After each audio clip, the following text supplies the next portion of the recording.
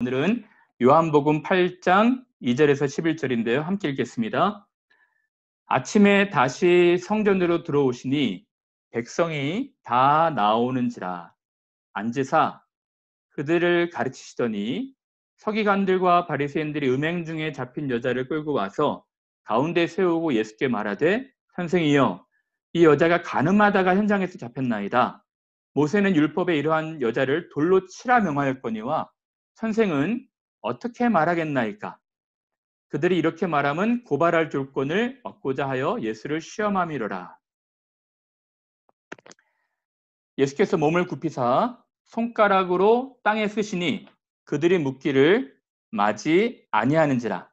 이에 일어나 이르시되 너희 중에 죄 없는 자가 먼저 돌로 치라 하시고 다시 몸을 굽혀 손가락으로 땅에 쓰시니 그들이 이 말씀을 듣고 양심의 가책을 느껴 어른으로 시작하여 젊은이까지 하나씩 하나씩 나가고 오직 예수와 그 가운데 섰는 여자만 남았더라. 예수께서 일어나서 여자 외에 아무도 없는 것을 보시고 이르시되 여자여 너를 고발하던 그들이 어디 있느냐? 너를 정죄한 자가 없느냐? 대답하되 주여 없나이다. 예수께서 이르시되 나도 너를 정죄하지 아니하노니 가서 다시는 죄를 범하지 말라 하시니라. 오늘은 간음하다가 현장에서 잡힌 여인을 용서하신 예수님의 사랑에 대해서 함께 생각해 보도록 하겠습니다. 오늘 본문의 사건 배경, 사건 정황에 대해서 함께 잠깐 살펴보려고 합니다. 여러분, 예수님께서 지금 성전에 들어가셨다고 하거든요. 그렇죠? 아침에 다시 성전으로 들어오시니 라는 말씀이 있죠. 여러분, 예수님께서는 이 공생애 퍼블릭 서비스를 3년 하셨거든요. 근데 세 번째 유월절을 지키러 내려가셔야 되는데 이 바리새인과 서기관 또 제사장들이 예수님을 죽이려고 했기 때문에 갈릴리에서 유월절날에 세 번째는 안 내려가셔요. 안 내려가시고 그 10월경인 초막절에 제자들을 먼저 보내신 뒤에 나중에 포로를 단신으로 몰래 들어가시거든요. 그래서 요한복음 7장 오늘 본문의 앞장에 보면 예수께서 갈릴리에서 다니시고 유대에서 다니려 아니하심은 유대인들이 죽이려 함이로라. 유대인의 명절인 초막절이 가까운지라. 초막절날 그냥 몰래 이 성전으로 들어가신 거예요. 7장 8절부터 또 읽어볼까요? 너희는 명절에 올라가라. 제자들을 보고 말씀하신 거죠. 내 때가 아직 차지 못하였으니 예수님이 다른 사람들한테 잡혀서 죽을 때가 아니었기 때문에 예수님께서 이 조심조심 하신 것입니다. 나는 이 명절에 아직 올라가지 아니하노라 이 말씀을 하시고 갈릴리에 머물러 계시니라. 그 형제들이 명절에 올라간 후에 예수님도 올라가시되 나타내지 않고 은밀히 가셨지만 사람들이 예수님을 알아보고 성전에 모여서 예수님 말씀을 듣기를 좋아했어요. 아침에 다시 성전으로 들어오시니까 백성들이 다 나와서 예수님 말씀을 들으려고 한 거예요. 그래서 예수께서 그들을 긍휼히 여기시고 가르치셨습니다. 그 가르치는 모습을 누가 봤을까요? 서기관들과 바리새인들, 예수를 죽이고자 했던 사람들이 본 것입니다. 예수를 죽이고자 했지만 어떤 죽일 만한 근거가 있어야 되잖아요. 체포할 만한 그런 사건이 있어야 되지 않겠습니까? 그래서 이 사건을 만든 것입니다. 그래서 오늘 본문에 보면 서기관들과 바리새인들이 음행 중에 잡힌 여자를 끌고 와서 가운데 세우고, 그렇죠? 예수님께서 가르치는 동안에 웅성웅성 소리가 난 것입니다. 어떤 사람들이 한 여인을 질질질 끌고 왔어요. 사람들이 다 주목해서 봤겠죠? 예수님도 주목해 보셨을 것입니다. 그리고 이 사람들이 이 여인을 데리고 와서 예수께 물어보는 겁니다. 세우고 예수께 말하되 선생이여 이 여자가 간음하다가 현장에서 잡혔나이다. 그리고 따지기 시작합니다. 모세는 율법에 이러한 여자를 돌로 치라 명하였거니와 선생은 어떻게 말하겠나이까? 이렇게 말하는 의도가 있다 그랬죠. 그들이 이렇게 말하면 예수님을 고발할 조건을 얻고자 하여 예수를 시험함이로라. 여러분, 예수님을 체포하기 위해서, 죽이기 위해서 이러한 일들을 만들어낸 것이죠. 그래서 오늘 유대인들의 음모와 예수님의 다일레마에 대해서 한번 생각해 볼까 합니다. 여러분, 예수님이 정말 난처하고 어려운 상황에 처한 것입니다. 이 서기관들과 바리새인들이 꾸민 음모에, 이 계략에 예수님이 잡히게 되었던 것이죠. 왜 그럴까요? 예수님께서 이러지도 저러지도 못하는 난처한 진퇴양난의 상황에 빠지게 된 것입니다. 예를 들어서 살려줘라 하게 되면 문제가 생기게 돼요. 어떤 문제가 생기게 될까요? 모세의 율법을 어기게 되는 것입니다. 레위기 말씀에 누구든지 남의 아내와 간음하는 자, 곧 그의 이웃의 아내와 간음하는 자는 그 간부와 남자, 음부, 여자도 반드시 죽일지라 라고 되었기 때문에 살려줘라 하면 모세와 예수님과 말하는 교훈이 충돌되는 것입니다. 모세는 이렇게 말했는데 예수님은 다르게 말한다고 해서 율법을 어긴다는 훌륭한 증거가 되는 것이죠. 그리고 돌로 쳐라. 모세가 말한 것처럼, 모세 율법에 있는 것처럼 이러한 여자를 돌로 쳐라 하면 또 문제가 돼요. 두 가지 문제가 발생되거든요. 첫 번째는 예수님이 평소에 사랑과 용서를 계속 가르치셨어요. 70번씩 7번이라도 용서하라. 그리고 많은 사람들을 서로 용서하라고 가르치셨는데 돌로 쳐라 하면은 이 현장에서 그 여인이 돌에 맞아 피 흘려 죽어가는 모습들을 보면서 예수님의 가르침과 유배가 되는 것 아니겠습니까? 그래서 이것도 어려운 이야기입니다. 더 어려운 것이 있었습니다. 그것이 뭐였냐면 실정법을 어기는 거예요. 유대인들은요, 나름대로 자치권이 있어가지고 많은 부분들을 자치적으로 했었지만 로마의 식민지였기 때문에 한 가지를 못했어요. 그것은 뭐냐면 재판권, 사형권입니다. 사형을 원도하지 못했어요. 근데 예수님께서 돌로 쳐라 하면 사형권을 발휘하신 것이기 되기 때문에 안토니오 요새에서 지켜보고 있었던, 성전을 지켜보고 있던 근위병들이 내려와서 체포하게 되는 것입니다. 실정법을 어기는 것이죠.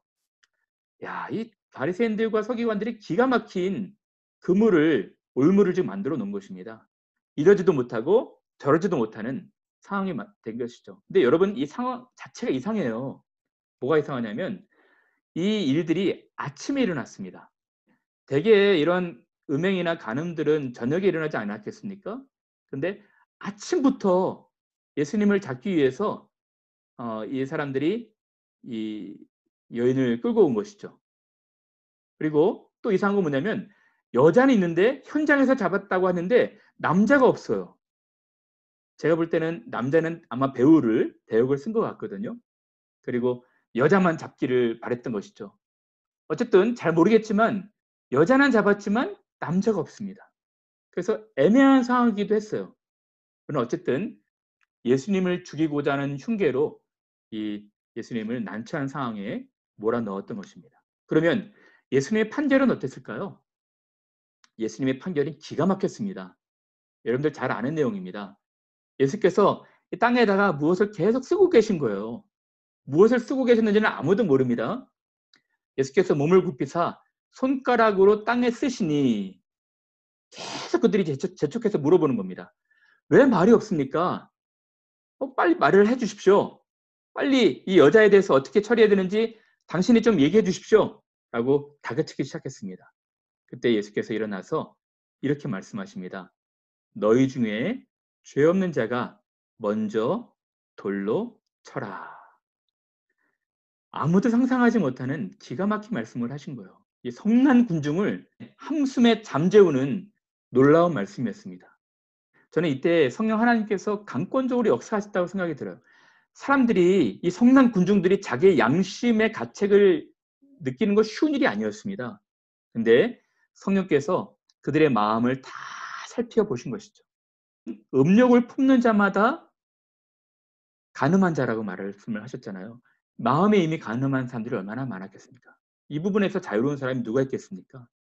너희 중에 죄 없는 자가 먼저 돌로 치라 하시고 다시 몸을 굽혀서 손가락으로 땅에 쓰시기 시작하니까 사람들이 양심의 가책을 느껴 어른으로 시작하여 젊은이까지 하나씩 하나씩 나가고 오직 예수와 그 가운데 서는 여자만 남게 된 것입니다. 기가 막히죠. 예수님은 이 다일레마 상황 가운데서 정말 너무너무 지혜로운 말씀을 하셔서 이 상황을 극복을 하셨던 것이죠. 자, 그러면 여자만 남았다고 그랬거든요.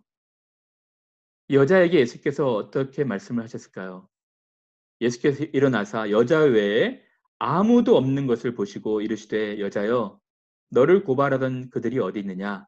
너를 정죄한 자가 없느냐? 대답하되 주여 없나이다. 예수께서 이르시되 나도 너를 정죄하지 아니하노니 가서 다시는 죄를 범하지 말라 하시니라. 여러분, 여인은 정말 이 일촉즉발의 위기 상황 가운데서 죽을 수밖에 없는 상황 아니었겠습니까? 예수님의 따뜻한 눈빛으로, 따뜻한 시선으로 용서의 말씀을 들은 것입니다. 타살 목적으로 성난 군중들이 이 돌을 들었던 그 분위기와는 너무 다르게 따뜻하고 자상한 목소리로 나도 너를 정죄하지 아니하노니 가서 다시는 죄를 범하지 말라 하시니라 라고 말씀하신 것이죠. 저는 이 본문에서 세 가지 이제 바로 적용하고 마칠까 합니다. 첫 번째는 정죄와 비난은 다른 무슨 죄보다도 더 큰 죄악일 수 있다는 것입니다. 우리도 똑같은 사람들인데 우리들의 들보는 보지 못하고 다른 사람들의 잘못만 공격하는 것은 올바르지 못한 일일 수가 있어요. 저는 그래서 이 군중들의 모습에서 우리 자신들을 좀 발견하게 되고요. 여인의 모습에서 또 우리들의 자신들을 발견하게 됩니다. 어떤 의미에서 우리는 성난 군중이 될 수도 있어요. 우리 주변에 공동체에 어떤 사회에 어떤 사람의 잘못이 발견되지 않습니까? 그러면 그 사람의 잘못의 진위가 밝혀지기 전에 우리는 굉장히 화부터 많이 냅니다. 어떻게 그럴 수가 있냐? 그리고 그 사람의 명예를 훼손하고 인격살인을 서슴지 않게 되는 것이죠. 정말 그 사람이 무죄인지 유죄인지는 조금 더 지켜보고 조금 더 기다려보고 또 용서할 준비할 마음이 있어야 되는데 화부터 내는 것입니다. 성난 군중처럼 당장이라도 그 사람을 마녀사냥할 기세로 몰아가는 경우들이 바로 우리들일 수 있거든요. 여러분 또 어떤 의미에서는요. 우리가 여인이 될 수도 있습니다. 여인은 들통난 것뿐이지 우리 모두에게 드러나지 않은 죄악들이 있지 않습니까? 여러분, 여인은 죄가 들통이 나서 끌려온 것이고요.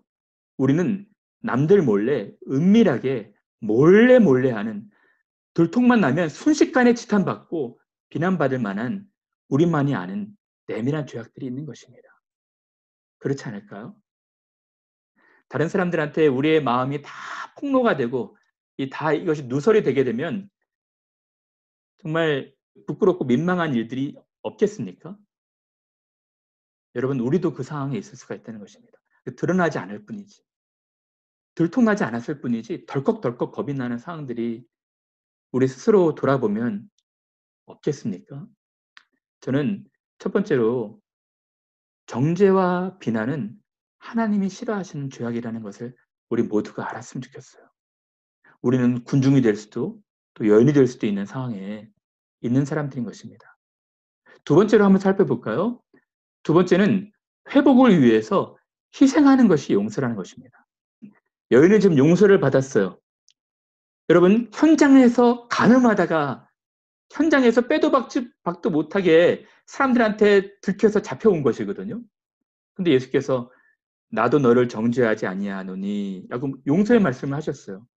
이런 큰 죄악인데 죄는 반드시 대가를 치러야 됩니다. 근데 그 대가를 예수님이 대신 치르시겠다는 거예요. 예수께서 단지 용서만 하신 것이 아니라 그 여인의 죄를 지고 여인의 죄를 담당해서 형벌까지 십자가에서 담당하시겠다는 것입니다. 아주 비싼 도자기가 있어요. 이 도자기가요, 깨지잖아요. 깨지면 끝입니다. 다시 복구가 안 되는 거예요. 어떤 사람이 이 도자기, 정말 너무너무 비싼 도자기를 깨버리면 용서해 주십시오라고 해서는 안 되고요. 반드시 여기에 대한 대가를 배상을 해야 되는 것입니다. 하나님의 공의도 이와 같습니다. 하나님의 깨어진 공의는, 손상된 공의는 다시 반드시 변상이든지 배상이든지 그 대가를 치름으로 인해서 이 공의가 다시 회복이 돼야 되는 것입니다. 희생이 있어야 되는 것이죠. 깨어진 공의가 회복되기 전까지는 진정한 용서와 화해는 오지 않는 것입니다. 인간들이 너무너무 많은 죄악을 저질렀어요. 하나님이 그냥 용서한다라고 말씀하실 수 없습니다. 하나님은 공의로우신 하나님이기 때문에 거기에 대한 상당한 보응을 하셔야 되는 거예요. 근데 그 보응을 여자에게 또는 우리에게 돌리지 아니하시고 예수님께서 친히 여자가 받을 그 수치와 여자가 받을 그 비난과 여자가 받을 그 죽음을 담당하신 것입니다. 진정한 회복은 한쪽이 희생해야지 가능한 것입니다. 한쪽이 희생해야지 한쪽이 회복을 하는 것입니다. 그것이 우리에게 일어난 예수 그리스도의 용서가 되는 것이죠. 하나만 더 살펴보고 마칠까요? 여러분, 율법의 완성은 사랑입니다. 우리도 똑같은 다 죄인들 아닙니까? 겉으로는 그럴싸하게 보이고 겉으로는 굉장히 좀 거룩한 채 하지만 이 내면에는 살인과도 같은 미움, 또 가늠과도 같은 음욕, 그리고 이웃에 대한 탐욕, 탐심들, 우리도 똑같은 죄인들입니다. 하나님께서, 예수님께서 우리를 용서하셨듯이 우리도 사랑의 마음이 있어야 되는 것입니다. 우리가 받을 벌을 예수님이 대신 받으셨음을 잊어서는 안 되고요. 예수님이 우리를 사랑하셨듯이 우리도 형제의 허물을 덮고 정죄하지 않고 사랑해야 하는 것입니다. 내가 너희를 사랑한 것처럼 너희도 서로 사랑하라 말씀하신 것이죠. 여러분, 우리 주변에 난처한 입장에 처해 있는 분들이 있습니다. 어떤 죄가 들통이 났거나 어떤 잘못을 해서 많은 사람들한테 지탄과 비난의 대상이 되는 분들이 있어요. 신자들은 다른 눈빛으로 봐야 됩니다. 신자들은 타살 목적으로 성난 군중의 눈빛이 아닌 따뜻한 용서와 긍휼의 눈빛을 가져야 하는 것이죠.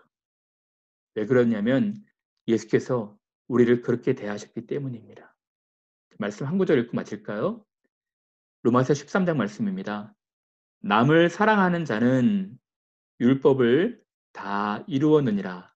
간음하지 말라, 살인하지 말라, 도둑질하지 말라, 탐내지 말라 한 것과 그 외에 다른 계명이 있을지라도 내 이웃을 내 자신과 같이 사랑하라 하신 그 말씀 가운데 다 들었느니라. 여러분, 우리가 십계명을 살펴보고 있는데 십계명에 여러 계명들이 있지만 이 모든 계명이 사랑 안에 포함이 되는 것입니다.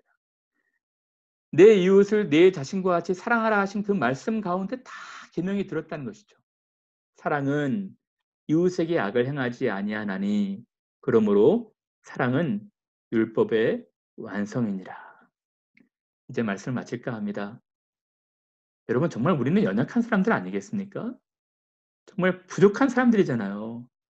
우리 마음을 들여다보면 정말 부끄럽고 민망한 죄악들이 많지 않습니까? 들통만 안 났을 뿐이지. 근데 예수님께서 우리를 용서하셨어요. 우리의 죄를 담당하시고 이제 골고다 언덕길 가셔서 그 모진 십자가 지신 것입니다. 내가 너를 정죄하지 아니하노니 가서 다시는 죄를 범하지 말라 말씀하시는 것입니다. 우리가 정죄받지 않아요. 예수께서 우리를 위해서 희생하셨기 때문입니다. 우리 안에 회복이 일어나게 된 것이죠. 그러므로 첫 번째, 우리는 다시는 이런 죄를 범하지 않는 결심들을 좀 하셔야 됩니다. 두 번째로는 다른 사람들에 대한 따뜻한 시선이 있어야 돼요. 우리 주변에 혹 잘못하거나 난처한 입장에 처해 있는 사람들이 있다면 여러분들이 좀 품어주시고 기다려주시고 함께 기도해주시고 회복될 수 있도록 여러분들이 많은 그 섬김을 주시는 귀한 분들 되시기를 바랍니다. 잊지 마십시오. 우리는 너무너무 큰 은혜를 받은 분들입니다. 은혜를 나누면서 살아가시는 여러분 되시기를 바랍니다. 네, 말씀을 마치겠습니다.